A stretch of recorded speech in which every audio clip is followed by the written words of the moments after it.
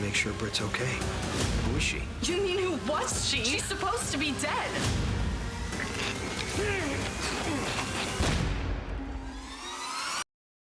The air in Port Charles has always been thick with secrets, but on this crisp October day, it's charged with something else entirely: the quiet, terrifying hum of a fundamental truth being unmasked. The episode, You Don't Know Willow, doesn't trade in the typical daytime drama currency of shootouts or amnesia. Instead, it delivers a masterclass in psychological unraveling, proving that the most devastating explosions are the ones that happen in silence, behind the eyes of someone we thought we knew. For years, Willow Tate Corinthos has been Port Charles's North Star of morality.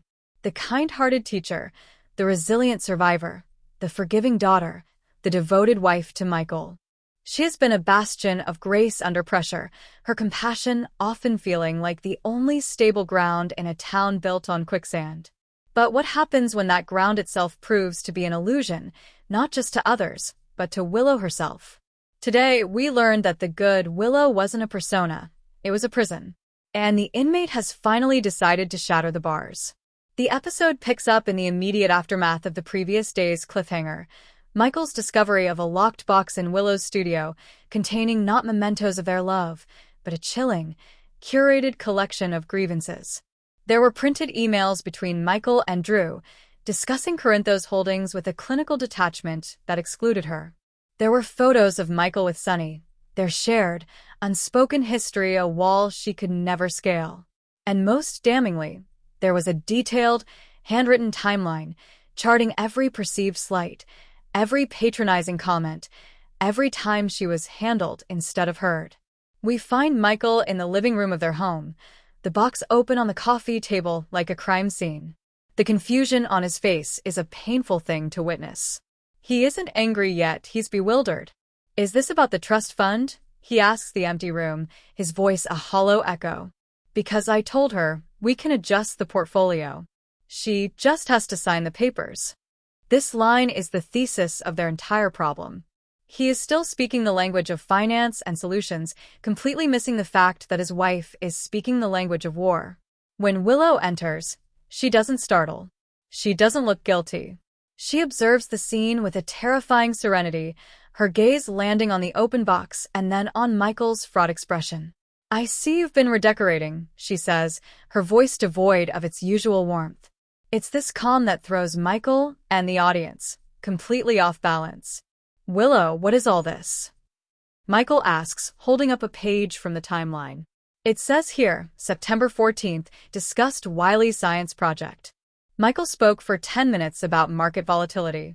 I was not asked a single question. What does that even mean? I was excited. You were lecturing, Willow corrects him, her tone flat, analytical. You weren't sharing with your family. You were performing for an audience of one. You needed to feel like the smartest man in the room, and the easiest way to do that is to make sure your wife feels like a student. The confrontation that follows is not a shouting match. It is a dissection.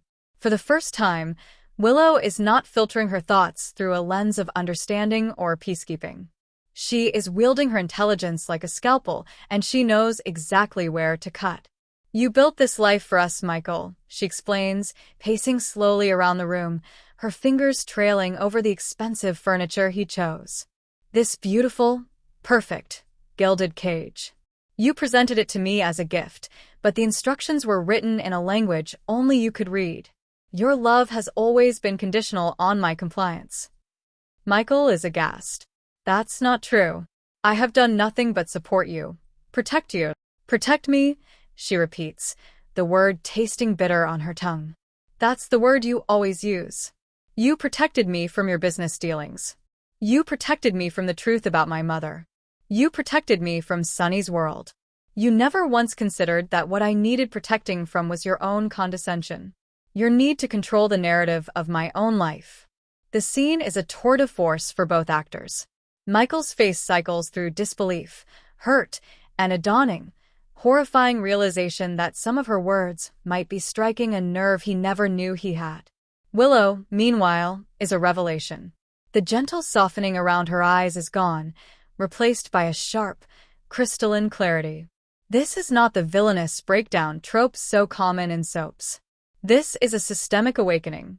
The episode wisely intercuts this domestic implosion with a parallel thread: Willow's meeting with her mother, Harmony's old spiritual advisor, a woman named Althea, who now runs a small metaphysical shop on the outskirts of town.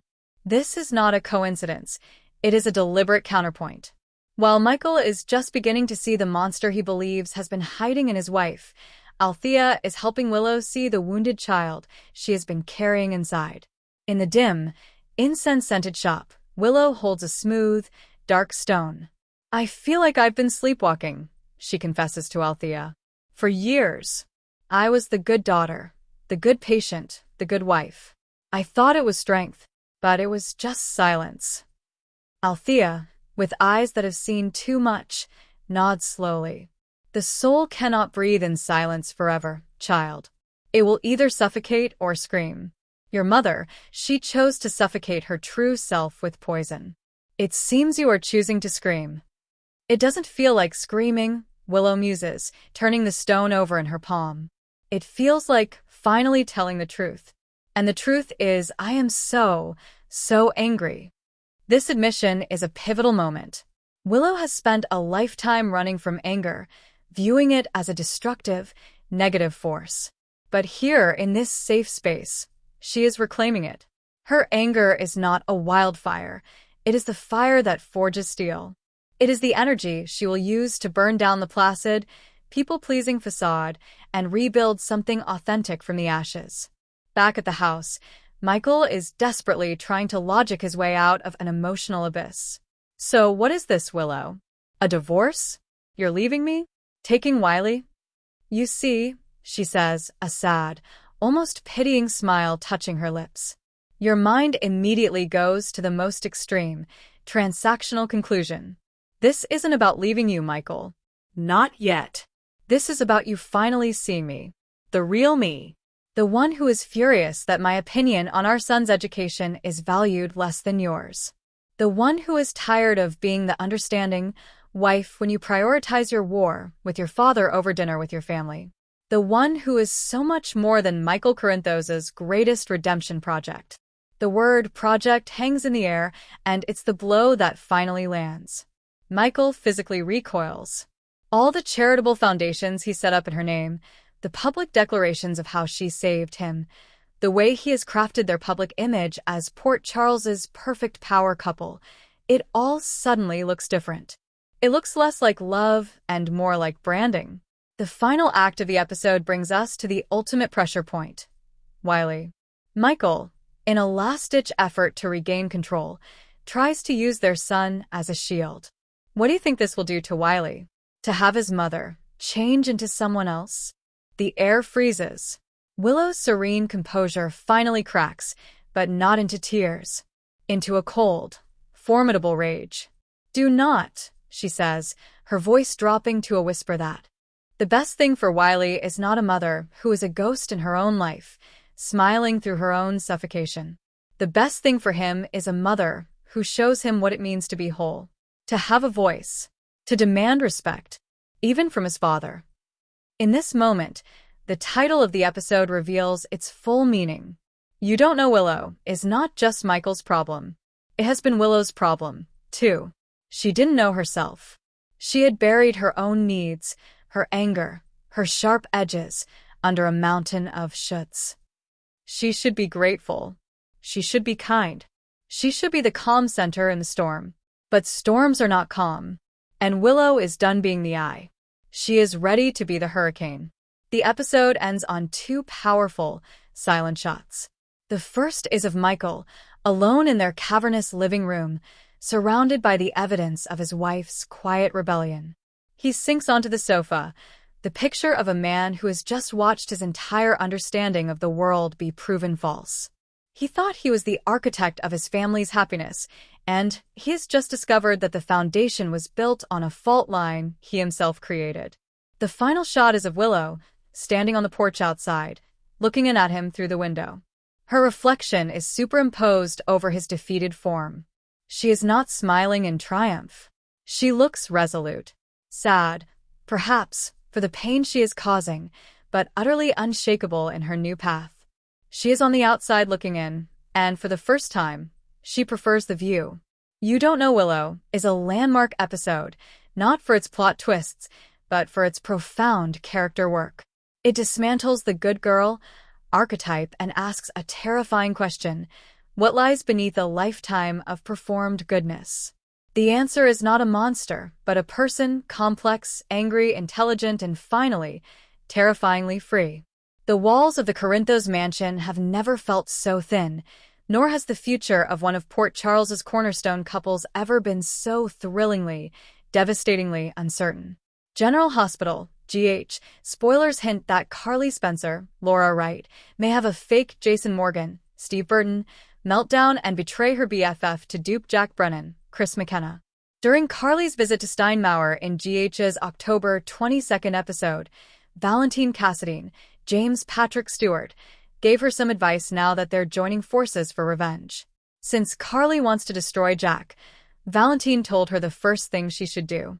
Valentine insisted that Carly had to make Brennan think she loved him more than anything or anyone in the world. Of course, it's no secret that Carly and Jason have a strong bond.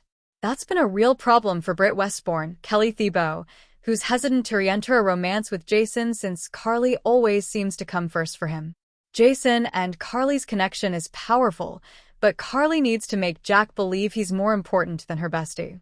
If Carly's going to follow Valentine's guidance and truly dupe Brennan, she may have to stage some sort of blow-up with Jason. It's easy to imagine Carly putting Jason on full blast in front of Brennan as part of her plan. Carly might act like she's fed up with Jason's complaints regarding her boyfriend and argue that if he's going to make her choose between them, she'll choose Jack every time. Watching a scene like that play out could give Brennan an ego boost and leave him thinking he's truly number one in Carly's life.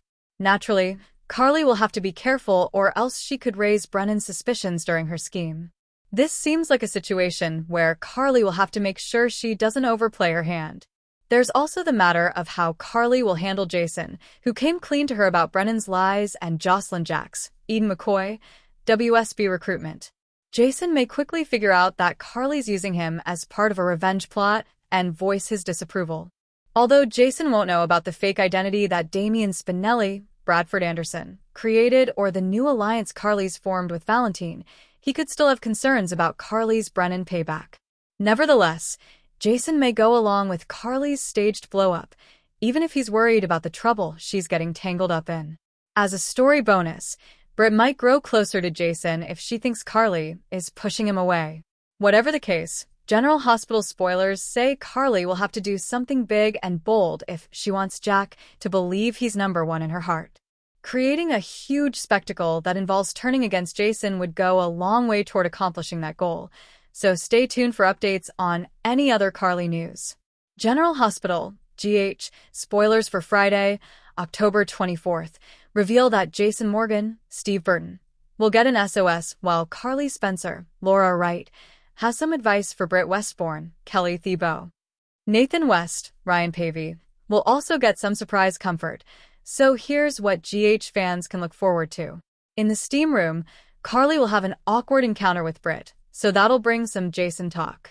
Carly will think Britt needs to do something to justify Jason's faith in her, so Britt will mull over whether Carly might be right. As for Jason, it looks like he'll answer Damian Spinelli's, Bradford Anderson, SOS and realize his pal could use some support. Spinelli will worry that James West, Gary James Fuller, could be taken away from him now that Nathan is back and eager to be a real father to the boy.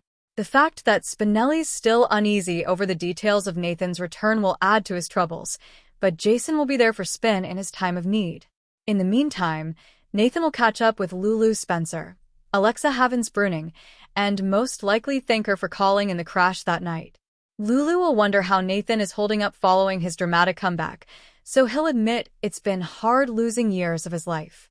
Since Lulu went through a similar situation when she was stuck in a coma, she'll suggest that she understands better than Nathan thinks.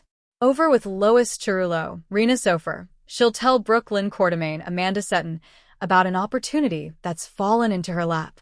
As a result, Brooklyn will get some updates that she finds rather bittersweet. That may be due to some news about Lois going on some sort of tour, and being away for a while. Deep down, Brooklyn wants to patch things up with Lois and may wish she was sticking around so that'd be possible, even if she doesn't want to admit it.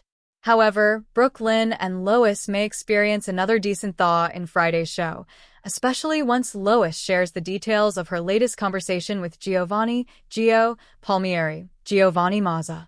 At the Quartermain mansion, Veronica, Ronnie, Bard, Erica Slezak will acknowledge that she's heard some horror stories regarding Drew Kane, Cameron Matheson. Now that Drew's there to make a pitch, Ronnie may wonder why she should trust him. Drew will assure Ronnie that if she'll give him a chance, he'll prove he's on her side and can be helpful. Ronnie and Drew seem to be on the verge of a risky alliance, so stay tuned to see how this partnership will work out for them. As for Jacinda Bracken, Paige Herschel, she'll wonder if maybe Michael Corinthos, Rory Gibson, needs to find himself another alibi. Jacinda sought Michael's help disappearing again, but he pushed her to stick around and even offered to pay her to fall in love with him. Or at least fake it. General Hospital spoilers say this is part of Michael's plan to bolster his story and help Jacinda too, but it may take some convincing to get her on board.